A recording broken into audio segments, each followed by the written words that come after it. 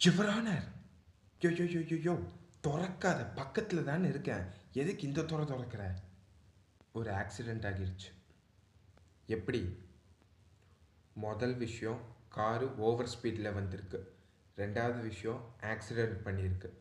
மூணாவது விஷயம், ஆக்சிடெண்ட் பண்ணதில் 2 பேருமே ஸ்பாட் அவுட்டு.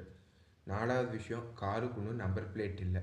அஞ்சாவது விஷயம், கார் ஓட்டினது 17 வயது சிறுவன், மைனர், இன்னும் லைசன்ஸ் இல்லை. ஆறாவது விஷயம், பையன் குடிபோதையில் இருந்திருக்காரு.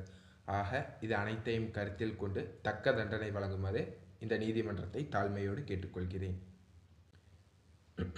அதாவது மேலே குறிப்பிட்டுள்ள வாதத்தை முன்வைத்து தண்டனைகள் பின்வருமாறு: 15 நாள் போக்குவரத்து காவலருடன் இணைந்து பணியாற்ற வேண்டும்.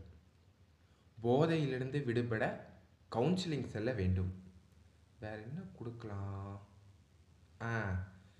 300 வார்த்தைகள் கொண்ட கட்டுரையை எழுதி 15 நாட்களுக்குள் போக்குவரத்து காவலரிடம் ஒப்படைக்க வேண்டும். அது எழுதுறது கஷ்டம்ல, அதான். அப்போ இந்த ஜெயிலு ஏதோ சின்ன பையன் தெரியாமல் பண்ணிட்டான், பொழைச்சி போகிறான், போட்டு விடுங்க. யுவர் ஆனர், இருந்தாலும் எல்லாம் எங்களுக்கு தெரியும், நீ மட்டையை சாத்தி கிளம்பு.